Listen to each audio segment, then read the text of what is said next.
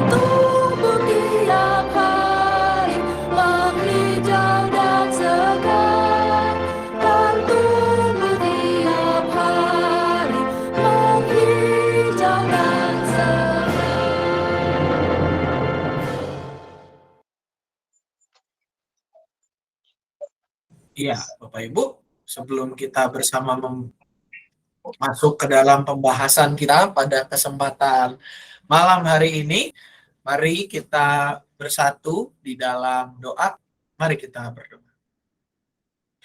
Bapak Surgawi, kami bersyukur pada malam hari ini kami boleh kembali berkumpul ya Tuhan untuk bersama-sama mempercakapkan topik-topik tentang kehidupan kami sebagai pengikut-Mu.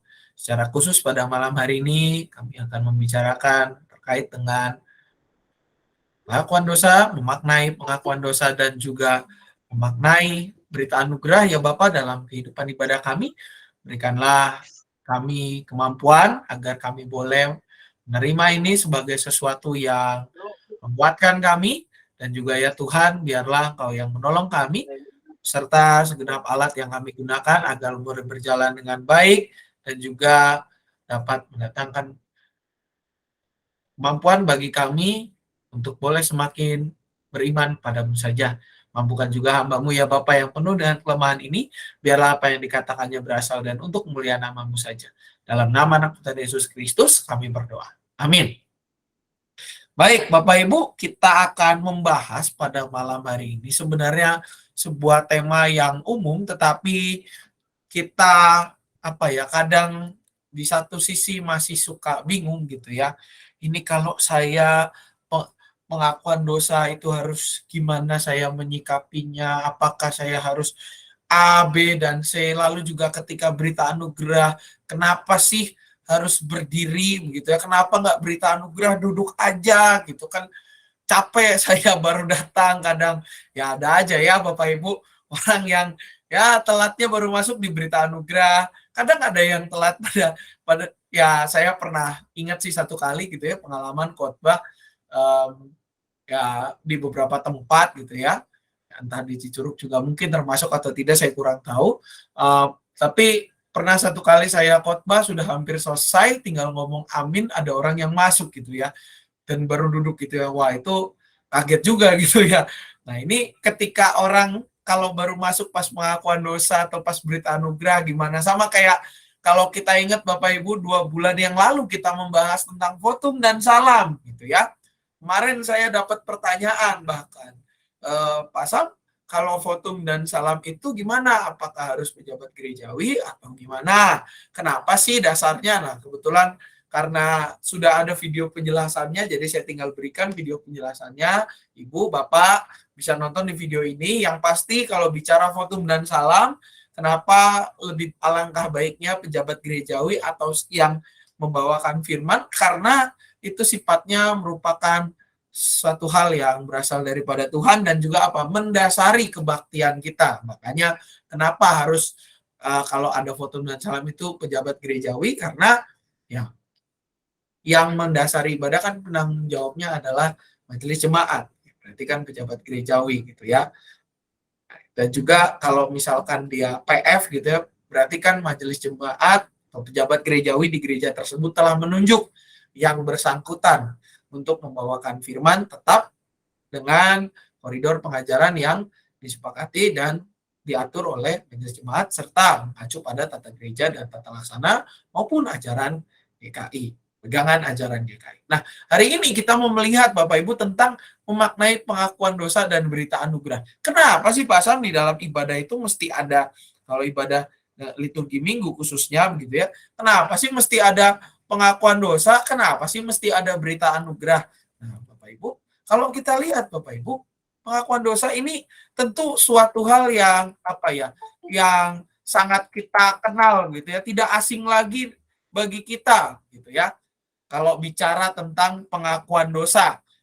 Kalau dulu sebelum pandemi ya Bapak Ibu bisa mungkin mengingat pada zaman dulu ketika sebelum pandemi biasanya itu ditempatkan setelah kata pembuka. Nah, pasca pandemi, kata pembuka dengan pengakuan dosa digabung begitu ya di liturgi yang pasca pandemi, secara khusus waktu pandemi itu juga digabung begitu ya. Nah, kita akhirnya juga terbiasa dengan itu dan lebih nyaman dengan itu. Kenapa? Kita tentu mengenal bagian ini. Dan setelah kalau udah habis pengakuan dosa, biasanya ada lagunya atau misalkan setelah lagu itu kalau nggak ada lagunya, setelah doa pengakuan dosa langsung masuk ke berita anugerah gitu ya. Kita tentu mengenal bagian ini Bapak Ibu. Kalau kita lihat pengakuan dosa sekarang digabung dengan berita salah ketik saya, maaf. Maksudnya bukan digabung dengan berita anugerah gitu ya. Ini digabung dengan kata pembuka. Digabung dengan kata pembuka gitu ya. Nah, juga ditempatkannya setelah lagu pertama atau lagu berhimpun gitu ya Bapak Ibu. Mudah-mudahan perbaikannya sudah masuk. Nah, ya betul. Nah, setelah kata pembuka biasanya pemimpin liturgi mengatakan di dalam formulasi kata pembukanya sudah ada muatan tentang bagaimana ajakan kita untuk mengakui dosa kita gitu ya. Dan juga yang berikutnya Bapak Ibu, kalau kita bicara berita anugerah di dalam liturgi minggu terletak setelah pengakuan dosa atau setelah lagu pengakuan dosa, yang isinya tentu adalah teks Alkitab ya, pembacaan ayat Alkitab, di mana ini biasa kalau itu ya kita dilanjutkan lagi dengan habis setelah saya baca Alkitabnya nanti ada perkataan di dalam Kristus engkau telah diampuni, lalu lanjutnya adalah salam damai ya. Tentu ini sesuatu hal yang tidak asing buat kita. Nah, tetapi Bapak Ibu, pertanyaannya, kenapa sih begitu di dalam ibadah ada momen di mana kita diberi kesempatan untuk mengaku dosa dan juga ada momen di mana kita mendapatkan berita anugerah atau pada zaman dulunya dibilang petunjuk hidup baru gitu ya di liturgi yang lebih lama lagi. Menurut Bapak Ibu, kenapa kira-kira? Silakan, mic-nya bisa dinyalakan. Kenapa kira-kira ada sih kita kenapa nggak ibadah tuh langsung nyanyi aja dari awal sampai selesai gitu ya.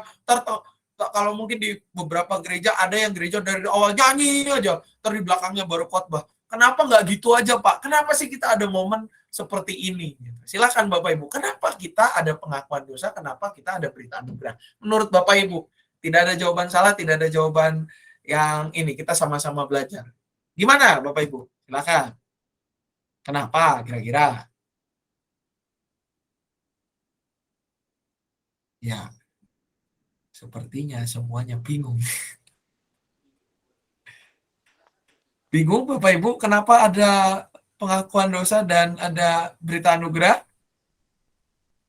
Coba diraba-raba dulu, kira-kira kenapa? Ayo,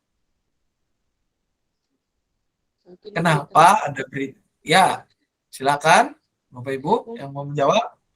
mungkin diberi kesempatan Pak untuk bertobat. Beri kesempatan untuk bertobat. Ya, terima kasih Bu Yusi. Ada lagi Bapak Ibu yang lain, kenapa sih ada di liturgi kita gitu ya, ada pengakuan dosa, lalu ada berita anugerah. Kan saya pernah ibadah di gereja lain, Pak Pendeta, ini nggak ada nih. Lanjut aja lagu terus dari awal sampai akhir. Kenapa di liturgi GKI ada? Menurut Bapak Ibu, coba. Ayo, silakan. Kenapa ada? Tadi, ya, silakan Bapak Ibu. Kenapa? Karena memang kita datang kebaktian hari Minggu untuk minta pengampunan dosa seminggu yang lalu itu. Seminggu yang lalu. Oke, terima kasih Bu Marmi. Tadi Bu Yusi mengatakan supaya bisa bertobat. Kalau ini Bu Marmi, kita datang untuk memohon pengampunan dosa. Ada lagi Bapak Ibu, makasih Bapak Ibu yang sudah menjawab. Ada lagi nggak Bapak Ibu? Ayo, kenapa? Kenapa di dalam ibadah, di liturgi kita itu ada pengakuan dosa? Kenapa coba? Ada yang mau menjawab lagi Bapak Ibu? Ya, kalau belum ada lagi coba kita gumulkan. Tetapi Bapak Ibu kalau kita lihat sebenarnya kenapa sih? Jawabannya itu Bapak Ibu, yang pertama ada beberapa jawaban. Yang pertama Bapak Ibu jawabannya bahwa tadi seperti yang dikatakan oleh Bu Yusi maupun juga Bu Marni, bahwa kita itu hidup tidak lepas dari dosa. Ini sampai di sini gambarnya tuh sampai ada yang ini ya, ada beberapa 1, 2, 3, 4, 5, 6, 7 yang kita pernah kenal dengan kata 7 deadly sins gitu ya. 7 dosa yang paling berbahaya katanya. Daripada semua dosa mah sama aja berbahayanya begitu ya. Ada 7 gitu. Bahwa kita Bapak Ibu, hidup kita itu tidak lepas daripada dosa. Makanya dibuka ruang untuk pengakuan dosa. Kenapa? Hidup kita tidak lepas dari dosa. Di dalam 1 Yohanes 1 ayat 8 dikatakan begini, jika kita berkata bahwa kita tidak berdosa, maka kita menipu diri kita sendiri dan kebenaran tidak ada di dalam diri kita. Apa artinya di sini? Artinya adalah Bapak Ibu melalui bagian ini Yohanes mengingatkan kita. Secara khusus ini surat Yohanes gitu ya, bukan Injil Yohanes. Kalau Injil Yohanes, Yohanes 1. Nah, kalau ini 1 Yohanes berarti surat Yohanes. Ini Yohanes mengatakan kepada kita dan juga pada jemaat yang ya surati pada saat itu bahwa hidup kita itu tidak lepas dari dosa. Kita masih hidup di dunia, di tempat yang kalau dibilang, kalau Wahyu 21 mengatakan Yerusalem yang baru itu tidak ada ratap tangis, tidak ada kedukaan. Nah, kita hidup di tempat yang kebalikannya dari itu. Masih ada ratap tangis, masih ada kedukaan, masih ada hal-hal yang menghalangi kita, gitu ya. Kalau kita ingat Bapak Ibu khotbah saya 2 minggu yang lalu tentang pernikahan Levirat, gitu ya.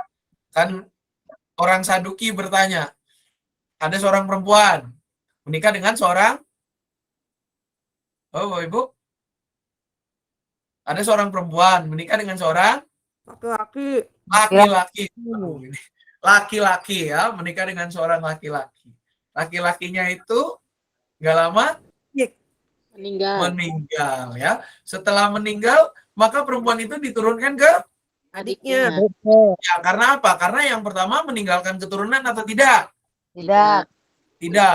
Begitu terus sampai yang ketujuh. Akhirnya matilah semuanya dan matilah si perempuan itu. Ya kan?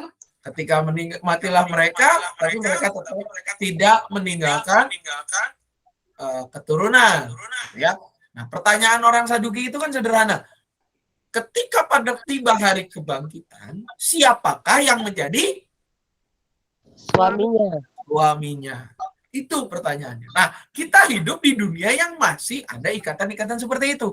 Karena apa? Berbeda dengan Yerusalem yang baru kalau ketika Yesus mengatakan di Paskah kebangkitan udah nggak ada lagi status-statusan tersebut. Kita masih hidup di dunia yang penuh dosa. Di dunia yang penuh cemar kalau kata lagu di Kidung Jemaat gitu ya. Oleh karena itu hidup kita tidak lepas dari dosa. Hidup kita tidak lepas dari kesalahan. Barang siapa mengatakan kita tidak berdosa, maka kita menipu diri kita sendiri. Kalau Tuhan, ya memang tidak berdosa. Yesus Kristus tidak berdosa. Tapi kita bukan Tuhan. Kita bukan Yesus Kristus. Makanya kita berdosa.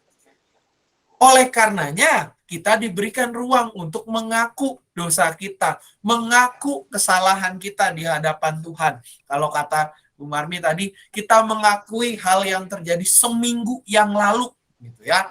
Terus juga kalau tadi Bu Yusi sempat mengatakan di awal, gitu ya, kita datang supaya kita bisa bertobat, gitu ya.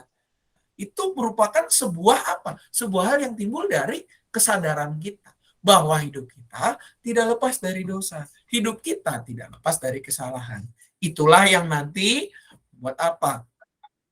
Membuat pada akhirnya Tuhan dengan kasih-Nya yang begitu besar, Ia mengaruniakan anak yang tunggal, supaya setiap mereka yang percaya kepadanya tidak binasa, melainkan beroleh hidup kekal. Karena apa?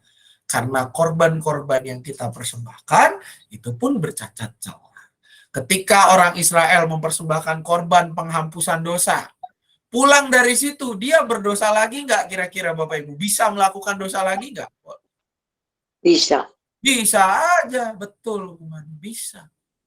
Bisa. Pulang habis persembahan. Ini ukurannya kalau dosanya ini, persembahkannya ini, dosanya ini, persembahannya ini, nah, diakumulasi semua udah kita persembahin. Pulang dari situ melakukan dosa lagi, akhirnya adalah hidup kita tidak lepas daripada dosa. Makanya kita diajak untuk mengaku dosa. Di dalam ibadah secara khusus memang secara komunal dilakukan. Artinya bersama-sama dengan jemaat, bersama-sama dengan orang lain kita mengaku dosa, tetapi kita juga punya ruang personal. Karena apa? Karena selain kita melakukan bersama-sama, tapi kita juga diundang untuk apa? Mengungkapkan pengakuan dosa secara pribadi. Ya. Itu yang namanya ruang personal di dalam komunal gitu ya. Itulah persekutuan kita, personal di dalam komunal, komunal di dalam personal. Ya. Lalu berikutnya juga Bapak Ibu, kenapa ada ruang dibuka untuk pengakuan dosa dan juga ada berita anugerah. Yang kedua Bapak Ibu, bahwa hidup kita kadangkala kita tahu kebenaran firman Tuhan. Kita tahu harusnya begini, tetapi kita tidak melakukannya. Rupa saya tahu kalau sesuai firman Tuhan ini tidak sesuai. Tapi bagaimana kalau tidak begini, saya tidak bisa bertahan hidup. Kalau tidak melakukan ini, jabatan saya tidak naik. Kalau tidak melakukan ini, maka mungkin nama saya akan tercoreng. Karena dianggap sok suci lah, dianggap inilah, dianggap itulah, dan sebagainya. Atau bahkan anak-anak saya tidak bangga terhadap saya. Karena apa? Ya, pergaulannya lah dan segala macamnya. Ini pun ada di dalam Alkitab. Yakobus 4 ayat 17 mengatakan, jika seorang tahu bagaimana ia harus berbuat baik, tetapi ia tidak melakukannya. Dalam hal ini, baik yang dipakai di sini, kata baik yang dipakai ini artinya adalah baik dan benar. Bukan hanya baik, tapi ini baik dan benar. Gitu ya. Kalau baik, semua hal bisa baik. Tapi kalau kita bicara sesuatu yang baik dan benar, belum tentu semua hal itu benar. Jadi jika seorang tahu bagaimana ia harus berbuat baik sesuai dengan firman Tuhan, tetapi ia tidak melakukannya, ia berdosa. Nah, kadangkala hidup kita pun seperti ini, Bapak Ibu. Kadangkala kita tahu kebenaran firman Tuhannya seperti ini. Tetapi kalau kita melakukan ini, waduh, capital saya, keuntungan saya tidak akan sebesar yang saya terima sekarang. Mungkin saya akan sulit naik jabatan. Mungkin anak saya nggak bakal dapat handphone baru dibanding teman-temannya, atau hal-hal yang lain. Nah, ini sesuatu yang juga nyata di dalam kehidupan kita. Oleh karenanya, secara khusus di dalam ibadah kita, tidak hanya ibadah yang bersifat komunal pada hari Minggu, namun juga ibadah-ibadah pribadi kita dalam keseharian, ada juga ruang untuk mengakui dosa kita. Karena apa? Kita hidup di dunia yang tidak sempurna. Kita pun tidak sempurna, bukan tubuh yang kekal, tetapi kita masih berada di dalam tubuh yang fana. Kita tahu kebenaran firman, tetapi kita tidak melakukannya. Sama seperti para pemimpin agama pada zaman penjajahan Romawi, begitu ya. Ketika orang Saduki, orang Farisi, para ahli Taurat, mereka justru membela kepentingan mereka sendiri, padahal mereka sadar ini sebenarnya tidak sesuai dengan firman Tuhan, tapi kalau saya tidak begini, saya dibunuh oleh Kaisar Nero. Itulah yang terjadi juga mungkin di dalam kehidupan kita sehari-hari. Nah, juga yang ketiga, Bapak Ibu, kalau tadi kita bicara yang pertama itu adalah kita tidak lepas dari dosa, lalu yang kedua, kita tahu kebenaran firman, namun kita tidak berani secara khusus, tidak berani melakukannya, tidak berani menyatakannya, dan yang ketiga adalah kita membutuhkan pengampunan. Kita membutuhkan pengampunan. Karena apa? Karena pengampunan itu sesuatu yang menyegarkan kita. 1 Yohanes 1 ayat 9 yang melanjutkan tadi, 1 Yohanes 1 ayat 8 mengatakan, jika kita mengaku dosa kita, maka ia adalah setia dan adil, sehingga ia akan mengampuni segala dosa kita dan menyucikan kita dari segala kejahatan.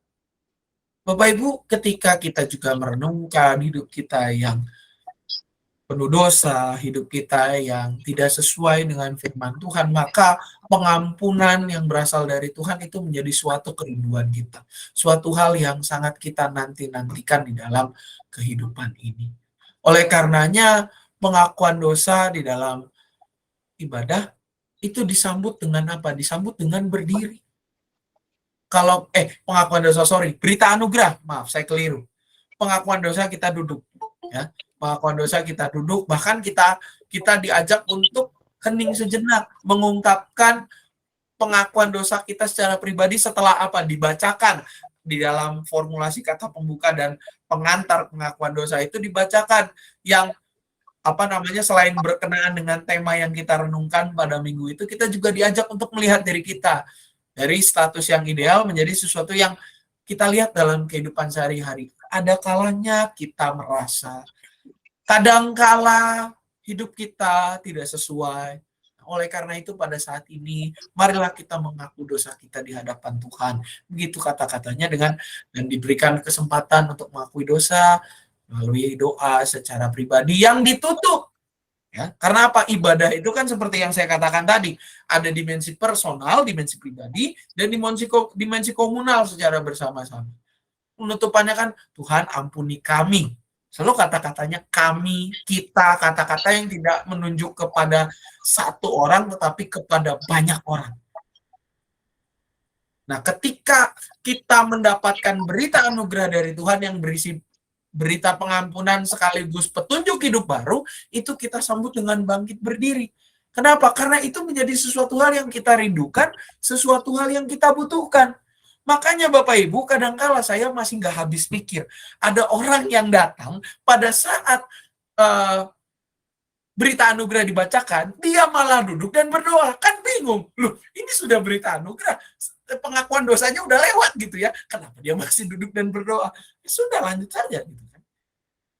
Pada sudah sampai ke berita anugerah, berarti harusnya dia koreksi diri. Kenapa saya datang terlambat? Kenapa saya tidak datang lebih awal? Kenapa saya berangkat jam sekian? Jadi koreksi diri harusnya. Dan di bagian ini Bapak Ibu, makanya kita menyambut dengan bangkit berdiri itu kenapa? Karena kita berdiri itu melambangkan bahwa kita menyambut apa yang Tuhan berikan kepada kita dengan sukacita. Makanya setelah itu kita lanjutkan dengan salam damai. Karena apa? Tidak hanya kita yang telah diampuni oleh Tuhan, tetapi juga kita pun harus mewujudkan pengampunan yang telah kita terima itu dengan apa? Berdamai dengan sesama yang ada di kanan dan kiri, depan belakang kita. Makanya kan ketika salam damai kan nyanyinya bersukacitalah selalu. Tunjukkan wajah gembiramu, lihat teman di kanan, kiri, dan di sekitar, berikan salam damai ya. Bapak Ibu, salam damainya begini sekarang, tidak seperti dulu memang, tapi itu lebih baik gitu ya. Berikan salam damai karena kasih karunia serta pengampunannya diberi, hiduplah dalam damai, seorang dengan yang lain, itulah kehendak Tuhan bagimu. Kita menjadi pengampunan itu sesuatu yang kita butuhkan, karena kita sadar hidup kita tidak sempurna. Kita hidup di dunia yang tidak ideal. Kita bisa melakukan kesalahan. Tetapi ketika kita mengaku kepada Tuhan, maka Ia adalah setia dan adil. Dia akan mengampuni segala dosa kita dan menyucikan kita dari segala kejahatan. Oleh karenanya di dalam berita anugerah itu dulu kan namanya petunjuk hidup baru, berita anugerah dan petunjuk hidup baru. Sekarang kenapa dikatakan berita anugerah? Karena apa? Harusnya anugerah pengampunan Tuhan itulah yang membaharui kita. Itulah yang membuat kita merasa, wah saya diberikan kesempatan kedua dan saya akan bekerja lebih baik lagi dari sebelumnya. Saya tidak mau lagi jatuh ke dalam kesalahan yang sama, kalau kata judul lagu Krismati, tetapi saya mau hidup yang hidupku bukannya aku lagi, tetapi Kristus dalamku, kalau kata lagu sekolah minggu. Itulah intinya Bapak Ibu. Kenapa ada ruang pengakuan dosa dan ruang berita anugerah. Dan juga kalau kita lihat dari pengakuan dosa, kalau dari awal bahkan dari pembukaan gitu ya, itu ada ruang di mana kita berpartisipasi, saling merespon satu dengan yang lain. Kenapa? Karena Tuhan menginginkan bukan komunikasi searah, tapi komunikasi dua arah. Di mana Tuhan berfirman, manusia merespons firman itu di dalam kehidupan sehari-hari. Tuhan bekerja, manusia ikut serta. Ya, itulah yang menjadi semangat liturgi kita, semangat ibadah kita dalam kehidupan sehari-hari. Nah, kalau kita simpulkan Bapak Ibu dari 3 poin tadi, pengakuan dosa dan berita anugerah itu sebenarnya reminder, sebuah pengingat. Pengingat akan 2 hal yang tidak terelakkan dalam kehidupan kita. Yang pertama, bahwa kita tidak lepas dari dosa dan kesalahan di dalam keseharian kita. Kalau kita mengaku kita tidak berdosa, berarti hari itu kita telah menjadikan diri kita sebagai Tuhan. Ya, sesuatu yang berbahaya sebenarnya, karena kita bukanlah Tuhan. Kita harus sadar bahwa hidup kita tidak lepas dari dosa dan kesalahan. Oleh karena itu, itulah yang juga direspons oleh Tuhan dengan apa? Dengan menyediakan pengampunan bagi kita yang mengakuinya. Mengakuinya dengan apa? Dengan rendah hati. Sederhana ketika Tuhan Yesus memberikan perumpamaan. Ada orang Farisi yang berdoa dan ada pemungut cukai yang berdoa. Orang pemungut cukai itu kan berdoa di depan dengan berdiri, dengan semangat dia mengatakan, Tuhan, aku bersyukur terlahir sebagai seorang Farisi dan seterusnya dan seterusnya. Tetapi itu dilakukan bukan dengan kerendahan hati, justru dengan kesombongan diri dia berdoa. Oleh karenanya Yesus ketika Yesus memberikan perumpamaan yang contoh yang kedua yaitu pemungut cukai, dia sampai merunduk ke tanah, bahkan memukul-mukul dirinya. Ampunilah aku orang berdosa ini. Menunjukkan tidak hanya rendah hati, tapi juga kerendahan dirinya. Benar-benar rendah, Pak, serendah-rendahnya. Gitu ya. Nah, bagi kita yang mengaku kesalahan kita dengan serendah-rendahnya itu, maka Tuhan pun menyediakan pengampunan. Yang disikapi dengan apa? Dengan usaha kita untuk hidup lebih baik lagi dari ke hari. Makanya kalau kita perhatikan Bapak Ibu di liturgi kita, habis pengakuan dosa, berita anugerah, habis itu salam damai, habis salam damai nyanyi, habis nyanyi apa kira-kira Bapak Ibu? Yo. Doa untuk Doa epic Ah? doa epiklese. Betul, Bu Marcel, Pak David. Doa epiklese, doa memohon penyertaan Roh Kudus, karena setelahnya habis itu kita akan ngapain? Ya, firman Tuhan. Baca Alkitab. Ya. Bapak Ibu, kita baca Alkitab setelahnya. Baca firman Tuhan, lalu masuk ke liturgi firman setelah baca Alkitab itu gitu ya. Kita masuk ke liturgi firman. Masuk ke liturgi firman di mana firman Tuhan diberitakan, nanti ada saat teduh. Karena apa? Melalui firman itu kita tidak hanya diingatkan untuk kalau tadi kita sudah mengaku dosa dan Tuhan mengampuni, melalui liturgi yang seterusnya kita juga diingatkan untuk tidak lagi hidup dengan cara yang sama. Nanti ada masuk ke persembahan, menjadi respon kita untuk mempersembahkan diri hidup lebih baik, dan ketika pulang nanti juga pada saat pengutusan dan berkat, kita diberkati, dimampukan untuk kembali ke dalam kehidupan keseharian kita. Oleh karenanya Bapak Ibu, seperti kata orang ketika kita beribadah, jangan mau berkatnya doang, ya, tapi juga ikutilah dari awal, dari votum dan salam, di mana itu menjadi penetapan kebaktian ini. Akuilah dosa dengan sepenuh hati kita, dan terimalah berita anugerah yang menjadi simbol pengampunan dari Tuhan. Oleh karena itu Bapak Ibu, bagaimana cara kita untuk memaknai pengakuan dosa dan berita anugerah dalam ibadah serta hidup kita sehari-hari yang juga adalah bentuk ibadah kita yang sejati kepada Tuhan. Ada 3 Bapak Ibu. Yang pertama Bapak Ibu, bahwa pengakuan dosa dan berita anugerah walaupun tiap minggu ada di liturgi kita begitu ya, tetapi ini bukan rutinitas, tapi itu adalah realita hidup kita. Oleh karenanya, karena itu menjadi sebuah realita hidup, hendaknya apa? Menyadarkan kita bahwa ibadah kita di hari Minggu itu bukan sekedar rutinitas, itu menjadi realitas gaya hidup. Makanya selalu dikatakan ketika pada saat berkat, begitu selalu dikatakan pada saat pengutusan. Kadang suka ada kata-katanya gitu ya, sebelum menyanyikan lagu pengutusan, gitu ya, tergantung tema ibadahnya. Selalu dikatakan, pulanglah, lanjutkanlah kehidupan saudara, dan terimalah berkat Tuhan. Artinya apa? Artinya, apa yang kita lakukan di dalam ibadah ini, mendengarkan firman, menyerap firman, lalu juga mengakui dosa, dan menerima berita anugerah, itu harus menjadi gaya hidup kita dalam keseharian. Harus kita nyatakan dalam tingkah laku sehari-hari. Nggak cukup kita hanya dengar dan menyerap saja tanpa melakukan. Buah aja, kalau buah, Bapak Ibu tahu ya, buah pohon ya. Buah pohon, kalau kita nggak bisa rasakan, mau orang cerita kayak apa, misalkan kita bilang, oh korma itu manis gitu ya, kita nggak nyobain korma yang rasanya manis, kita nggak bakal percaya sampai kapanpun. Kalau kita bilang, oh pisang yang di belakang pastorinya Pak Sam itu manis, wow, kita nggak akan bisa percaya kalau kita nggak rasakan buahnya. Nah, itu pun juga dalam kehidupan kita. Orang yang akan percaya kita menjadi pengikut Kristus, kita adalah murid Tuhan, kita adalah hamba Tuhan, orang nggak akan percaya kalau hidup kita tidak mencerminkan hal tersebut. Tidak menjadikan apa yang kita dengar dalam ibadah minggu sebagai realitas atau gaya hidup. Ketika kita mengaku dosa, maka harusnya itu menjadi koreksi buat kita. Mengingatkan kita bahwa kita hidup di dunia yang memang tidak mudah. Tetapi ketika kita diberikan berita anugerah sekali yang menjadi petunjuk hidup baru, maka harusnya itu menggugah kita.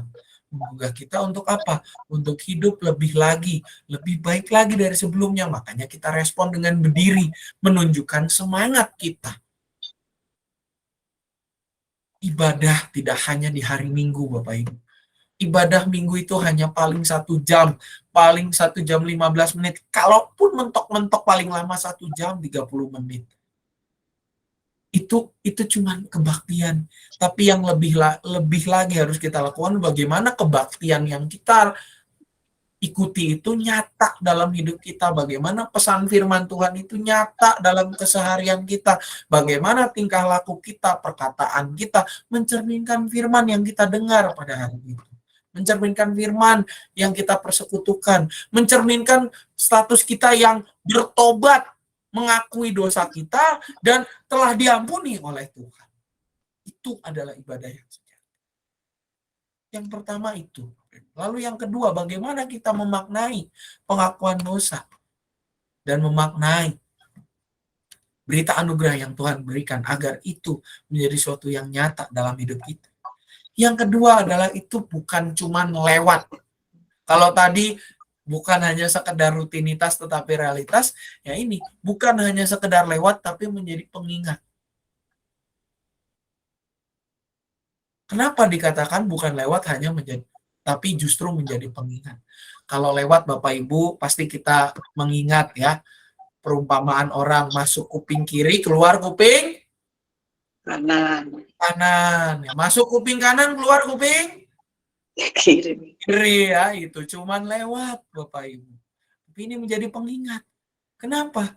Kalau kita mengaku dosanya ya dalam tanda kutip itu saja, sama seperti anak muda yang biasanya membuat resolusi untuk ganti tahun. Ini udah mau ganti tahun ya Bapak Ibu, biasanya dulu zaman saya masih ya SMP, SMA gitu ya, terkenal dengan sebutan resolusi tahun baru, di mana saya misalnya mau lebih kurus, mau diet lah, mau inilah, mau itu, begitu akhir tahun selesai balik lagi resolusi tahun depannya sama. Berarti apa? Nggak terlaksana di tahun itu.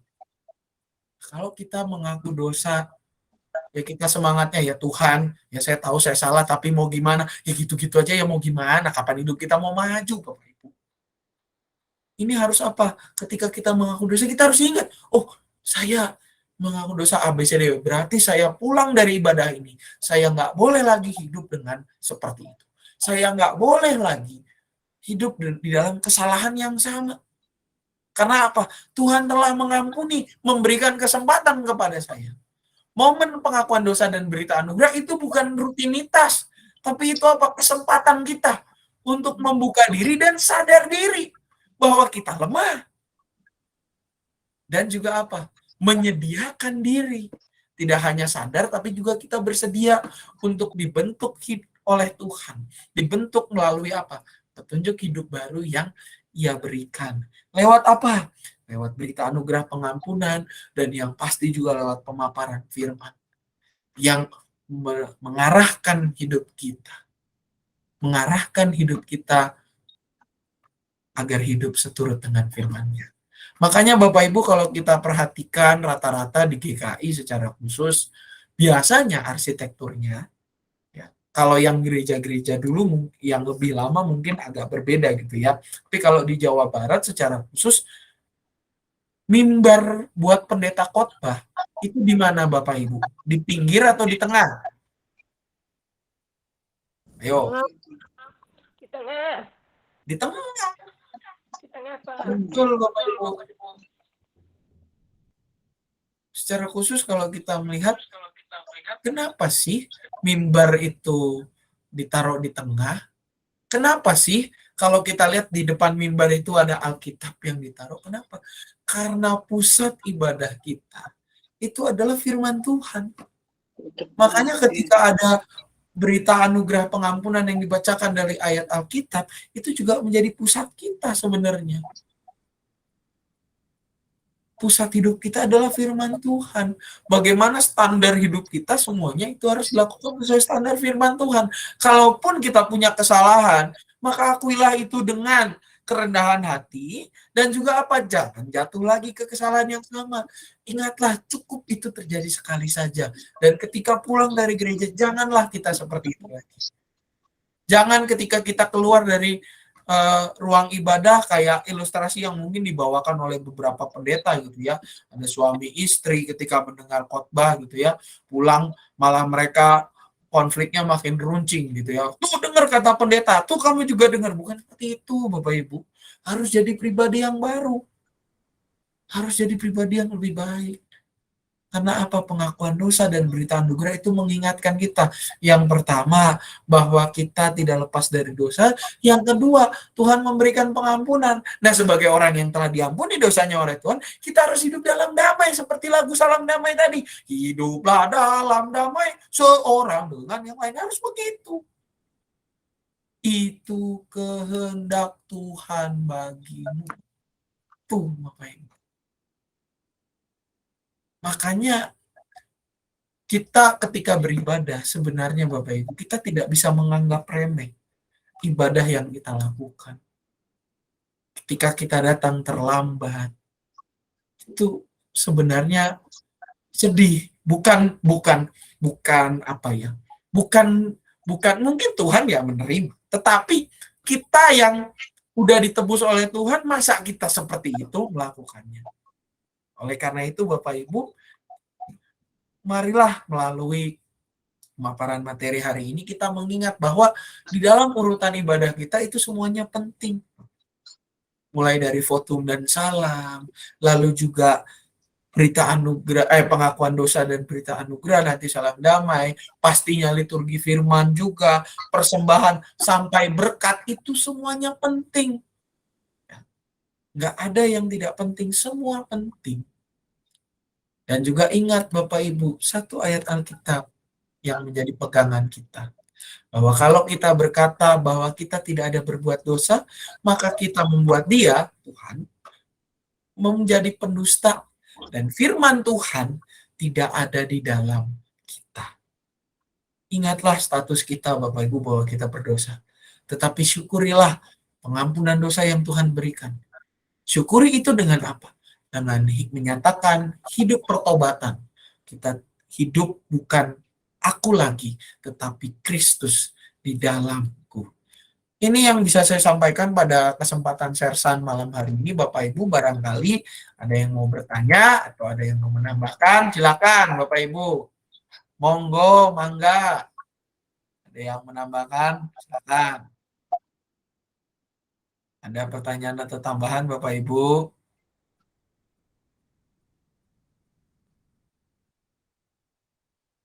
Oke, kalau tidak ada saya coba iseng mengecek pemahaman kita.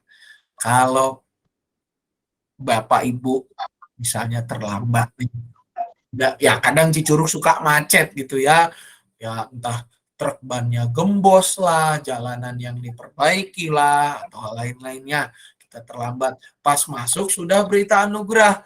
Jadi Bapak Ibu duduk atau ikut berdiri? Berdiri. Betul Bapak Ibu ya. Sama seperti votum dan salam. Jangan pas masuk pada waktu udah bagian votum dan salam, orang-orang berdiri, kita malah duduk gitu ya. Jangan. Karena apa? Kita harus sadar bahwa kita sudah memang terlambat. Berarti kita harus lanjut. Ikutin kelanjutannya. Ya. Kita ikutin. Jadi harus lanjut terus. Gitu. Nah, kalau pada saat pengakuan dosa Bapak Ibu baru nyampe, kalau tadi terlambatnya pas ini kan pas berita anugerah. Kita masih pengakuan dosa Bapak Ibu, sikap kita gimana? Kita kalem atau kita jalannya gerasak gerusuk? Pelan-pelan. Tutup Pelan-pelan duduk. Tenang. Nah, kadang Bapak Ibu ada kalanya nih. Ini bukan saya mendiskreditkan orang yang pakai apa ya? Saya bilangnya sepatu pemantek. Karena bunyi kalau jalan tatok gitu ya. Ada proyek di mana? Saya bilang ini kok suaranya sama kayak martilnya Babe gitu. Saya bilang ini Babe lagi mantek apa pas ibadah, pada saya Babenya di depan gitu ya. Bukan mendiskreditkan itu ya Bapak Ibu, tapi kadang kita pun ketika datang, kita sudah tahu kita terlambat, maka jangan gerasak-gerusuk, sudah hargai. Kalau memang kita datang pada saat momennya sedang berdoa, jangan memaksa masuk Bapak Ibu. Tunggu sampai doanya selesai. Karena apa? Kadang liturgi pengakuan dosa itu kan lagi dibacain. Belum pada momen umat diberikan Kesempatan mengaku dosa secara pribadi. Pribadi. kalau kita udah mendengar kayak gitu, mendingan kita maksa masuk atau nunggu sampai doanya selesai, Bapak Ibu. Nunggu. Nunggu. Selesai. Sampai doanya Nunggu. Mau berdoa masuk deh. Jangan memaksa masuk, Bapak Ibu ya. Karena apa? Kan ada dimensi kekusyukan dalam ibadah. Bahwa ibadah kita itu kan harus fokus. Ada kalanya orang-orang memang ada sebagian dari kita yang mungkin orang yang istilahnya ya rame pun dia tetap fokus ada. Tapi kan ada juga orang yang membutuhkan keheningan, membutuhkan ketenangan untuk fokus. Kita harus menghargai itu. Karena apa? Balik lagi, kita hidup di dunia yang tidak ideal, Bapak Ibu. Oleh karenanya kita harus memahami sekitar kita.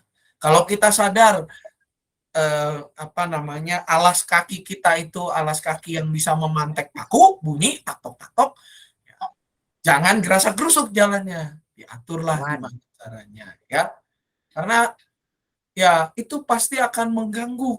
Apalagi kita lagi pengakuan dosa, tiba-tiba ada bunyi tak-tok, bisa bingung kita, ini siapa yang ngerjain proyek di tengah ibadah gitu ya, kok apakah ini ada paku yang kendor, makanya diketok begitu ya, atau gimana?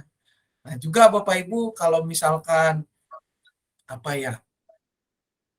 kita memang mengetahui kita sudah terlambat, ada baiknya Bapak Ibu kita tidak gerasak-gerusuk tadi. Apapun keterlambatan kita, sampai posisi manapun keterlambatan kita, jangan gerasak-gerusuk.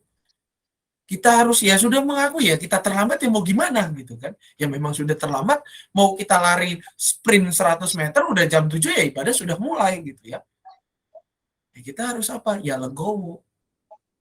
Oke, hari ini saya terlambat. Jangan kita gerasak-gerusuk. Berarti apa? Di minggu-minggu yang akan datang, maka kita harus lebih awal lagi. Supaya apa? Supaya kita bisa mengikuti ibadah dengan lebih khusyuk, dengan lebih penuh, dengan lebih fokus. Ya. Apalagi biasanya kadang ketika sudah liturgi firman, ini pendetanya lama sekali, kadang kita sudah mulai lihat ini jam berapa gitu ya. Jangan seperti itu. Hargailah ibadah kita. Seperti tadi fotum dan salam, di mana kita ada momen itu kita mendengarkan salam dari Tuhan. Begitupun juga pada saat pengakuan dosa, dan juga pada saat kita menerima berita anugerah. Itu adalah momen kita untuk bahasa Inggrisnya gitu ya, encounter with God. Bertemu dengan Tuhan di jeda waktu kehidupan kita yang begitu luar biasa. Kalau memang tidak ada pertanyaan Bapak Ibu, ini benar ada yang mau nanya nggak kira-kira? Atau cukup Bapak Ibu? Cukup lah Pak. Cukup ya, puji Tuhan. Kalau cukup, materi kita sampai di sini. Mudah-mudahan ini Bapak Ibu menjadi tambahan pengetahuan kita. Untuk apa? Supaya kita bisa semakin menghargai ibadah yang kita ikuti. Kita bisa tidak hanya melihat ibadah sebagai sebuah rutinitas, tapi memang itu adalah gaya hidup kita, di mana kita tidak lepas dari dosa, tetapi Tuhan memberikan pengampunan bagi kita, dan sudah sepantasnya kita menyerahkan diri kita menjadi persembahan yang hidup bagi Tuhan dengan melakukan firman-Nya di dalam keseharian. Memang tidak mudah Bapak Ibu, tetapi yakinlah bahwa Tuhan senantiasa menyertai. Amin. Baik Bapak Ibu, kita pemaparan materi saya sampai di sini. Kita akan masuk kepada doa syafaat. Ada beberapa pokok doa yang akan kita doakan pada kesempatan ini. Yang pertama pasti untuk bangsa dan negara kita, Bapak Ibu ya. Di Bali lagi rame secara khusus. Ya, Bapak Ibu yang mau ketemu Pak Presiden di sana banyak, nggak cuma Presiden Indonesia aja, tapi juga pemimpin berbagai negara. Ya, kita doakan agar berjalan dengan baik dan menghasilkan kemajuan bagi perdamaian di tengah dunia ini secara khusus dan juga kemajuan bagi bangsa dan negara kita. Lalu juga yang kedua Bapak Ibu kita akan berdoa untuk pelayanan kita secara umum di Gereja GKI Cicurug supaya lebih banyak anggota jemaat yang tergerak untuk terlibat di dalam kegiatan kita, baik yang bersifat onsite maupun yang online, begitu ya. Supaya apa? Supaya keimanan anggota jemaat kita tidak begitu-begitu saja, tetapi benar-benar iman yang berkembang gitu ya. Agak sedih kalau misalkan kita mendengar ada orang yang tidak mengerti tentang GKI secara khusus gitu ya, padahal kita udah membuat sersan secara khusus. Ini memang linknya saya belum sempat ganti nih, namanya Rain gitu, padahal sersan secara khusus di mana kita membahas tentang hal-hal yang berkaitan dengan iman kita. Ketika ditanya kenapa begini, kenapa begitu, mereka nggak bisa jawab, sedih sekali gitu ya. Kehadiran kita ya, mudah-mudahan di sersan bulan depan atau PRT bulan depan bisa lebih banyak gitu ya. Dan juga untuk rekan-rekan kita yang sedang sakit, ada beberapa di sini gitu ya. Bu Yanti yang dalam masa pemulihan, Mama Kesia, Pak Sutio, Oma Hadi, Pak Sugiran masa pemulihan, Ibu Epa Rahmawati, Mama dari Ciungyung dalam perawatan. Terus juga ini ada papanya Kobuyung, papanya Bulina, Bapak Ali Santoso yang kemarin jatuh, begitu ya. Kita doakan agar boleh kembali pulih, dan juga rekan-rekan kita yang lain. Secara khusus juga untuk pelaksanaan baptis anak agar orang tua semakin dimampukan melakukan firman Tuhan, mendidik anak-anak mereka, dan juga untuk kegiatan Natal dan Tahun Baru 2023. Ada yang mau ditambahkan Bapak Ibu, silakan. Untuk Ibu Sumarti, Pak Sam. Oh iya, Kinasi. Sumarti atau Sumarni sih Bu namanya? Kalau di Kinasi sih namanya Sumarni, tapi Sumarti di asli. nyebutnya Sumarti. Oh ya sudah, kita catat sebagai Ibu Sumarti saja ya Bapak Ibu. Intinya kita tahulah orangnya yang mana ya. Bu Yadi. Ya, itu. Bu Yadi. Panggilannya Bu Yadi. Ada lagi Bapak Ibu, makasih Bu Retno Asih. Ada lagi Bapak Ibu yang lain?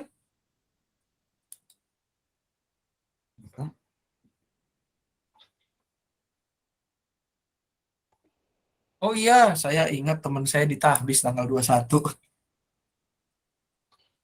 Ibu Rekes, Pak Sam. Oh iya, Bu Rekes. Kan? Bu Rekes dalam masa pemulihan, penahbisan calon pendeta gereja yang bertetangga dengan kita, Bapak Modi, pada tanggal 21 November nanti. Ya, kita doakan agar rekan terkasih kita, Penatua Modi, boleh semakin siap untuk menerima panggilan sebagai pendeta dan boleh lebih lagi melayani Tuhan melalui jemaatnya di GKI Cibadak ya. Kita doakan supaya bisa terlaksana dengan baik. Berjalan lancar. Amin. Iya, Bapak Ibu juga bisa nonton secara online. Linknya ada di link GKI Cipinang Indah, Bapak Ibu, karena pelaksananya GKI Cipinang Indah gitu ya. Oke, ada lagi Bapak Ibu tambahan yang lain? Oke, kalau sudah tidak ada tambahan, mari kita bersatu di dalam doa. Kami bersyukur Tuhan pada kesempatan malam hari ini, kami boleh kembali diingatkan untuk memaknai ibadah kami secara khusus pengakuan dosa dan beri anugerah-Mu ya Tuhan sebagai pengingat kami untuk hidup lebih baik dari hari ke hari. Biarlah ya Tuhan melalui pengajaran malam hari ini kami Engkau semangati, Engkau mampukan untuk menjadi umat-Mu, para hamba-Mu yang setia, para gembala-Mu yang sanggup menggembalakan diri kami sendiri, maupun juga maupun domba-domba gembala-Mu yang Kau percayakan di sekitar kami, dalam keluarga kami, dalam kehidupan di mana kami bekerja, dimanapun kami Engkau tempatkan ya Tuhan. Biarlah kami boleh benar-benar menghidupi firman-Mu ini secara nyata. Pada saat ini kami juga mau berdoa untuk bangsa dan negara kami ya Bapak, secara khusus pada pergumulan bangsa kami, kegiatan-kegiatan yang dilakukan, segala sesuatunya biarlah semuanya berada di dalam tangan pemeliharaan-Mu. Biarlah ya Tuhan juga untuk keamanan Natal dan Tahun Baru, boleh terjalin dan terlaksana dengan baik, dan setiap kami juga Engkau mampukan ya Tuhan untuk mengambil bagian di dalam membangun bangsa ini lewat segala hal yang dapat kami kerjakan dan dapat kami lakukan. Kami juga berdoa ya Tuhan untuk gerejamu GKI Cicurug di tempat ini. Kami berdoa untuk kerinduan setiap anak-anak-Mu. Ya Tuhan, kiranya Engkau mampukan, Engkau yang berikan semangat agar anggota-anggota jemaat kami maupun simpatisan kami boleh melibatkan diri dalam pelayanan gereja dimanapun itu, baik menjadi guru sekolah minggu, jadi pemandu pujian, musik, bagian di multimedia, atau segala pelayanan yang lain ya Bapa. Biarlah ya Tuhan, Engkau juga boleh memberkati para aktivis kami, memelihara kehidupan mereka, para karyawan kami juga ya Tuhan dalam keseharian mereka, kiranya semuanya boleh hidup di dalam kasih dan semangat yang berasal daripada-Mu saja. Kami juga berdoa untuk rekan-rekan kami yang di dalam masa pemulihan maupun di dalam masa perawatan. Kami mengingat Ibu Tugianti dalam masa pemulihan, Mama Kesia, Ibu Tina, Pak Sutio, Oma Hadi atau Bu Nurliawati, Bapak Sugiran, Ibu Eva Rahmawati, Mama dari Ciung Yung atau Bu Juliet, lalu juga Bapak Ali Santoso, Papa dari Ibu Lina dan Kubuyung, Ibu Rekes Ginting dalam masa pemulihan, Ibu Sumarti atau Ibu Yadi dalam masa pemulihan, dan juga rekan-rekan kami yang lain, semua ya Tuhan kami serahkan ke dalam tangan pemeliharaan-Mu. Biarlah mereka boleh kembali pulih, mereka merasakan tangan pemeliharaan-Mu ya Bapa, dan keluarga yang mendampingi juga Engkau berikan kecukupan di dalam keseharian.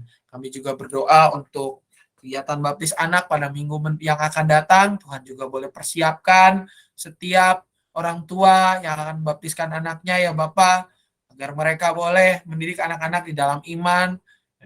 Dan juga ya Bapa, bagi setiap mereka yang mungkin ada yang belum mengumpulkan dokumen, baik itu akte maupun sertifikat vaksin sebagai kelengkapan, kiranya Tuhan juga yang mengingatkan mereka untuk senantiasa terus mengerjakan itu semua sebagai kelengkapan, agar anak-anak mereka juga boleh menjadi anak-anak yang hidup seturut dengan kehendak-Mu saja. Kami juga berdoa ya Tuhan untuk kegiatan Natal dan Tahun Baru di Gereja GKI Cicurug ini. Biarlah ya Tuhan kegiatan yang telah dirancangkan boleh berjalan dengan baik. Panitia juga Engkau berkati dengan hikmat agar boleh terus mengerjakan bagian dengan penuh semangat. Juga untuk kebaktian penahbisan dari rekan terkasih kami, calon pendeta di GKI Cibadak, ya Bapak, Penatua Modi, kami serahkan juga ke dalam tangan pemeliharaan-Mu bersama dengan rekan-rekan calon pendeta yang lain yang akan ditahbis pada tanggal 21 November mendatang. Biarlah ya Tuhan, Engkau yang boleh semakin memakai mereka, Engkau yang juga boleh semakin boleh memampukan mereka, memberkati dengan kebijaksanaan dan hikmat yang berasal daripada-Mu, agar mereka boleh semakin siap untuk menerima panggilan sebagai seorang pendeta untuk melayani Engkau dan melayani jemaat-Mu ya Bapa. Inilah doa kami, seraya kami juga menyerahkan diri kami masing-masing dengan segala pergumulan dan sukacita kami. Jadilah pada kami seturut dengan kehendak-Mu saja. Dalam nama anak Tuhan Yesus Kristus kami berdoa. Amin. Bapak Ibu, kita akan mengakhiri sersan kita pada malam hari ini dengan sebuah pujian yang diambil dari PKJ 182. PKJ 182 berjudul Ku Utus Kau. PKJ 182 Ku Utus Kau.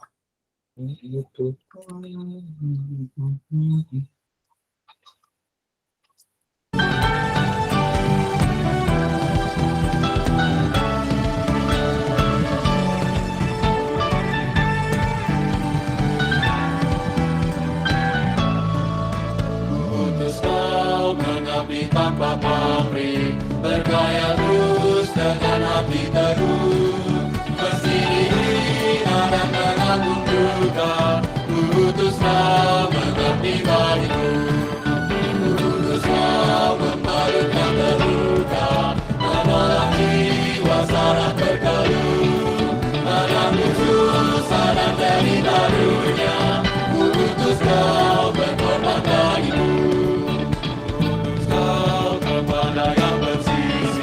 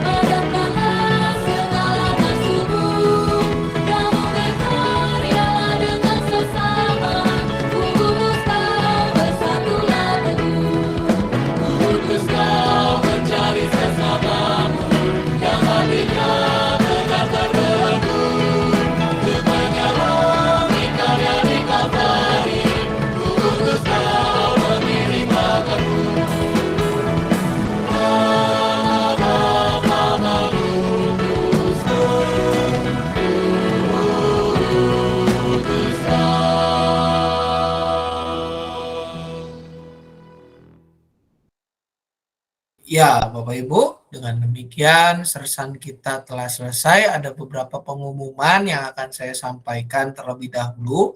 Yang pertama, Bapak Ibu, minggu depan kita akan PRT Lansia. PRT Lansia pada pukul 10 ya, pada pukul 10 pagi, 10 pagi secara onsite di sebelah Pastori, yaitu ruang RUT gitu ya. Ya, pokoknya kalau pastorinya namanya ruang Yudas gitu ya, Yudas Iskariot, sebelahnya Ruth ya. Itu ruang yang dulunya namanya ruang lansia, kita PRT lansia pada pukul 10 pagi, jangan lupa Bapak Ibu, pukul 10 pagi di ruang Ruth secara onsite. Dan juga Bapak Ibu, yang berikutnya ini lebih dekat lagi, Sabtu ini pada pukul 11 ya, pukul 11 siang ada kebaktian syukur di rumah Ibu Delpina Sina Aritonang. Itu dekat ya, ini ada keterangannya di sini ya Bapak Ibu ya, di dekat rumahnya Oma Edin situ. Rumah saya mengenal beliau dengan nama Mama Ines gitu ya. Rumahnya Mama Ines itu di ini belakang Bang Suprasi Curug, Kampung Nyalindung RT 1 RW 5 nomor 23 ya, dekat dari rumahnya Oma dan Opa Edin pada tanggal 19 November pukul 11.00 ya. Baktian syukur diadakan pada pukul 11 siang tanggal 19 November. Juga jangan lupa Bapak Ibu, minggu ini kita ibadah seperti biasa. Untuk ibadah pertama ada namanya liturgi pengenangan gitu ya, yang sudah saya sempat bahas kayaknya di 2 bulan yang lalu. Nah, yang di ibadah siang atau ibadah kedua itu ada baptis anak gitu ya. Ya, ada sakramen baptis kudus anak. Ini nama anak-anaknya saya coba tayangkan di sini ya. Ya, mungkin ada beberapa, ini ada banyak sekali gitu ya ini. Ya, ada 1 2 3 4 5 6 7 8 9 10 11 12 13 14 15 16 dan 17 anak yang akan dibaptis dalam ibadah umum kedua atau ibadah siang. Kita doakan agar anak-anak ini boleh bertumbuh di dalam kasih Tuhan, orang tua juga semakin dimampukan, dan juga mari Bapak Ibu kita doakan agar segala persyaratan legal termasuk untuk vaksin dan juga akte kelahiran ini yang belum kumpul gitu ya. Akte kelahiran boleh dipenuhi. Kita doakan juga anak-anak semua dalam kondisi sehat, orang tuanya sehat, ya Bapak Ibu. Dan juga untuk tanggal 21 seperti yang tadi saya singgung, ada penahbisan ya, ada dari gereja tetangga kita yaitu GKI Cibadak, di mana calon pendeta Bapak Modi akan ditahbiskan. Kalau nggak salah jamnya jam 6 atau jam 7, saya agak lupa linknya. Nanti mungkin Bapak Ibu bisa nyari di YouTube-nya GKI Cipinang Indah gitu ya. Akan disiarkan dari sana. Kita doakan agar Natua Modi yang nanti ditahbis jadi pendeta di minggu depan boleh semakin semangat di dalam menjalani panggilan Tuhan dan juga boleh semakin dimampukan menjawab segala tantangan di dalam pelayanan. Itu kalau dari saya, Bapak Ibu. Barangkali ada tambahan pengumuman dari Bapak Ibu, dipersilakan. Ya Pak Sam, izin. Ya silakan Pak David. Ya, mengingatkan kembali untuk Cici Suci tanggal 24 Pak Sam. Di GKI Penginjil waktunya pukul 18.00. Oh baik Pak, ada tayangan online-nya kah? Mungkin ada Pak Sam, cuma belum diberitahukan itunya. Oke, ya. Terima kasih. Pak David, ada lagi Pak? Ada lagi? Pak David, ada lagi? Udah Pak. Oh udah, oke. Ya. Baik Bapak Ibu yang lain, ada lagi tambahan pengumuman? Mungkin yang minggu depan PRT, lansia. Ada pengumuman? Tambahan Pak Sam dikit. Ya, silakan Bu. Hanya menghimbau aja kepada Bapak Ibu yang merasa sudah berumur 60 tahun untuk hadir di dalam PRT lansia hari Rabu tanggal 23. Oke. Terutama yang dekat, dan kami juga mohon dukungan majelis, terutama yang sudah berusia 60 tahun. Dan yang dekat juga nggak umur 60, kalau datang juga puji Tuhan, terima kasih. Biar agak semangat gitu loh lansianya, kalau ada majelis. Terima kasih. Sama-sama Bu, saya soalnya belum 60 umurnya. Itu kan pasang bawa per, Iya, terima kasih Bu Marmi. Ada lagi Bu? Sama-sama, udah Pak. Iya, Bapak Ibu, kalau sudah tidak ada, diingat gereja kita dan area pelayanan kita di ruang-ruang sekolah minggu itu adalah area wajib masker. Jadi mohon diperhatikan Bapak Ibu ketika sebelum masuk ruang ibadah sudah pakai masker. Kalau sakit ya jangan memaksakan diri. Dan juga ingat Bapak Ibu, COVID masih ada, pandemi belum dicabut ya. Pandemi belum usai. Betul, Bu Marmi. Pandemi belum usai dan juga setelah pandemi kita nggak tahu ada apa gitu ya. Tapi percayalah Tuhan selalu menyertai kehidupan kita. Amin, Bapak Ibu. Amin. Nah, kalau begitu kita sersan kita selesai. Selamat malam, selamat beristirahat. Tuhan Yesus memberkati. Selamat malam Pak Sam. Selamat malam Bapak Ibu. Selamat malam.